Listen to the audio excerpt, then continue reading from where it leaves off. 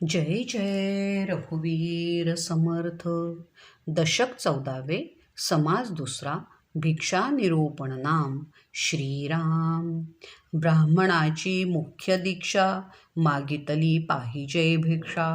ओम भवती या पक्षा, रक्षिले पाहिजे श्रीराम. भिक्षा मागोन जो जेविला, तो निराहारी बोलिला. प्रतिग्रहा वेगळा झाला, भिक्षा मागता श्रीराम. संता संत जे जन, तेथे कोरान्न मागोन करी भोजन. तेणे केले अमृत प्राशन, प्रतिदिनी श्रीराम. समर्थाने प्रस्तुत समासात ब्राह्मण माणसाने भिक्षा मागून जगताना ती भिक्षा कशी मागावी हे तर सांगितलेच, नि भिक्षेचा महिमासुद्धा वर्णन करून सांगितला. आजपर्यंत खूप मोठ्या ज्ञानी पुरुषांनी भिक्षा मागून आपली ज्ञानसाधना फळाला नेली होती. श्रोत्यांशी संवाद साधताना समर्थ एक महत्त्वाचा विचार सुरुवातीला सांगतात की ब्राह्मण माणसाचे त्याच्या एकूण जीवनपद्धतीचे मुख्य अविभाज्य लक्षण कुठले, तर त्याने भिक्षा मागून आपला उदरनिर्वाह करायला हवा. ओम भवती भिक्षांदेही हे व्रत मुंजीच्या वेळी सांगितले जाते. म्हणजे काय तर ब्राह्मणाने अगदी शेवटपर्यंत या भिक्षाव्रताचे संरक्षण प्राणपणाने केले पाहिजे. भिक्षा मागून जो जगतो तो निराहारी समजला जातो, हे तुम्ही लक्षात ठेवा. भिक्षा मागणे म्हणजे फुकटचे दान घेणे नाही. तो दोष दशग्रंथी ब्राह्मण माणसाला लागत नाही.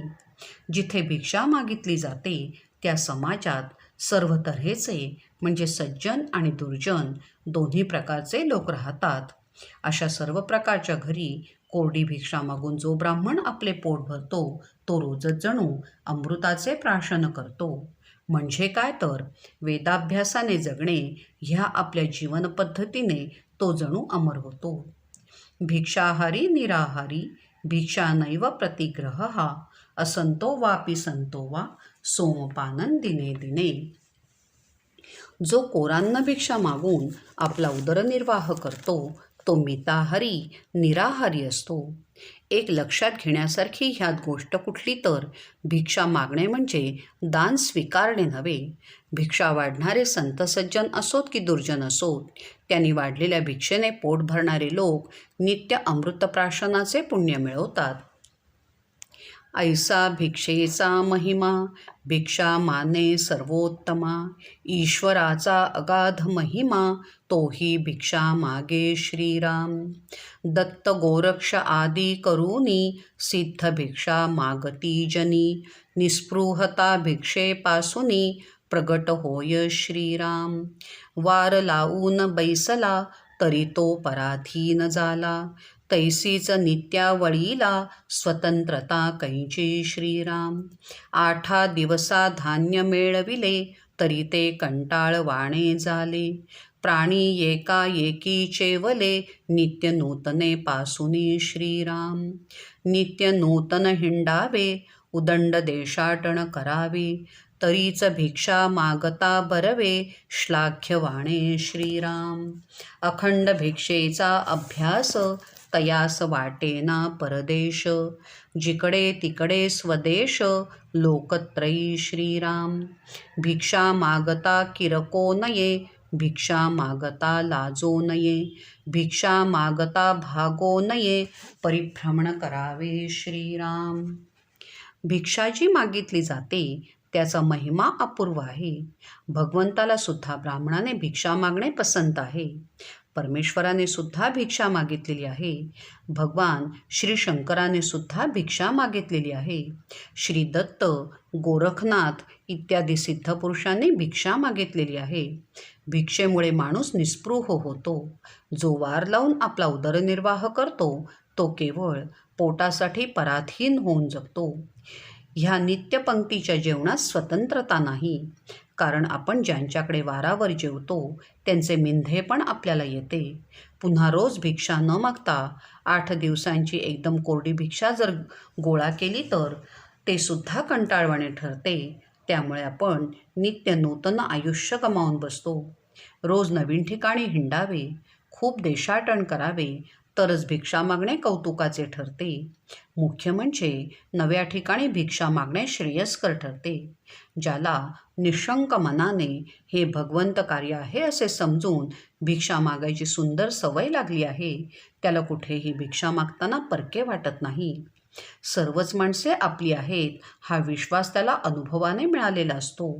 एक लक्षात घ्या की ब्राह्मण माणसाने भिक्षा मागताना कुरकुर करू नये, मनात लाज बाळगू नये, थकू नये. त्या निमित्ताने खूप फिरत राहावे. भिक्षा आणि चमत्कार चाकाटती लहान थोर, कीर्ती वर्णी निरंतर भगवंताची श्रीराम. भिक्षा म्हणजे कामधेनू सदा फळ नव्हे सामान्यो, भिक्षेस करी जो अमान्यो तो करंटा जोगी श्रीराम. भिक्षेने ओळखी होती भिक्षेने भ्रम चुकती, सामान्य भिक्षा मान्य करीती सकळ प्राणी श्रीराम. भिक्षा म्हणजे निर्भय स्थिती भिक्षेने प्रगटे महंती, स्वतंत्रता ईश्वर प्राप्ती भिक्षा गुणे श्रीराम. भिक्षेस नाही अडताळा भिक्षा हारी तो मोकळा, भिक्षेकरिता सार्थक वेळा काळ जातो श्रीराम. भिक्षा म्हणजे अमरवल्ली जिकडे तिकडे लगडली, अवकाळी फळदायिनी झाली निर्लज्जासी श्रीराम. पृथ्वीमध्ये देश नाना फिरता उपवासी मरेना, कोणे येके ठाई जना जड नव्हे श्रीराम. गोरज्य वाणिज्य कृषी त्याहून प्रतिष्ठा भिक्षेसी, विसंभो नये झोळीसी कदा काळी श्रीराम. भिक्षे ऐसे नाही वैराग्य, वैराग्या परते नाही भाग्य, वैराग्य नसता अभाग्य एकदेसी श्रीराम. काही भिक्षा आहे म्हणावे अल्पसंतोषी असावे, बहुत आणिता घ्यावे मुष्टी एक श्रीराम. सुखरूप भिक्षा मागणे ऐसी निस्पृहतेची लक्षणे, मृदवाग विळास करणे परमसौख्यकारी श्रीराम. ऐसी भिक्षेची स्थिती अल्प बोलिले यथामती, भिक्षा वाचवी विपत्ती होणार काळी श्रीराम. आपल्या घरी कोरांनाची भिक्षा मागणारा हा तेजःपुंज माणूस जो आहे तो चमत्कार करतो हे पाहून गावातील लहान मोठी माणसे नेहमी आश्चर्य करतात.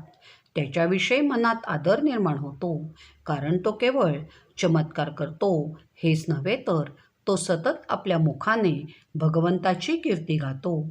ह्याचा आनंद भिक्षा वाढणाऱ्यांना मिळतो. भिक्षा ही जणू कामधेनू आहे. ती ब्राह्मणाला केवळ फळच देते. ज्या बैराग्याला किंवा योग्याला भिक्षा मान्य नाही तो योगी करंटा समजावा. एक लक्षात घ्या की भिक्षेने आपल्या खूप ओळखी वाढतात, मनातले भ्रम नाहीसे होतात. सर्वसामान्य जी माणसे समाजात आहेत त्यांना भिक्षा वाढणे मान्य असते. भिक्षा मागून उदरनिर्वाह करणे ही ब्राह्मण माणसाची वास्तविक निर्भय अशी उत्तम स्थिती आहे. भिक्षेने महंतपणच प्रगट होते हे कधी विसरू नये. भिक्षा मागितल्याने स्वातंत्र्य आणि भगवंत दोन्ही प्राप्त होते. भिक्षा मागणाऱ्या महंताला कुठेही अडथळा येत नाही, तो सदैव मोकळाच असतो. भिक्षा मागणे ही आयुष्याची सार्थक वेळ समजावी, कारण आपला वेळ खूप आनंदात जातो. भिक्षा म्हणजे जणू अमरवल्ली असून तिला जिकडे तिकडे अमृतफळेच लगडलेली आहेत. जेव्हा एखाद्या विद्यासंपन्न ब्राह्मणाला भिक्षा मागायला लागते तेव्हा ही अमृतवल्ली प्रसन्न होऊन आपली ही लगडलेली अमृतफळे त्याला देते हे विसरू नका म्हणजे झाले. या पृथ्वीवर नाना देश आहेत. सर्वत्र भिक्षेसाठी हिंडत असताना कुणी कधी उपाशी मरत नाही की उपासाने मरत नाही. तो लोकांना कधी जड वाटत नाही. गुरे पाळून दुधादह्याचा धंदा करणे, व्यापार उदीम सांभाळणे, शेती करणे ह्यापेक्षा सुद्धा भिक्षेला प्रतिष्ठा आहे. कारण भिक्षा मागणारा ब्राह्मण माणूस वेदसंपन्न असतो, भगवंताचे गुणगान गात भिक्षा मागतो. म्हणून ब्राह्मणाने भिक्षेच्या भगव्या झोळीला कधी विसरू नये. ह्या भिक्षेसारखे वैराग्य नाही, त्यासारखे भाग्य नाही. फक्त भिक्षाकर्याने कधी लोभी नसावे. काही भिक्षा मिळेल का असे म्हणावे. खूप भिक्षा आणली तरी अति अल्प घ्यावी. एक मूठभरच धान्य घ्यावे आणि संतोष मानावा. गोड बोलणे, मृदुस्वर आळवणे ही निस्पृह ब्राह्मण भिक्षेकरी माणसाची महत्त्वाची लक्षणे. प्रसन्नचित्त भिक्षा मागणे ही आत्मस्थिती असावी. ती तुम्हाला थोडक्यात सांगितली. आपत्कालापासून ब्राह्मणाला भिक्षा वाचवते हे लक्षात ठेवा.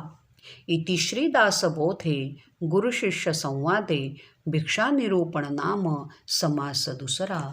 श्री सीताकांत स्मरण जय जय राम. श्रीराम.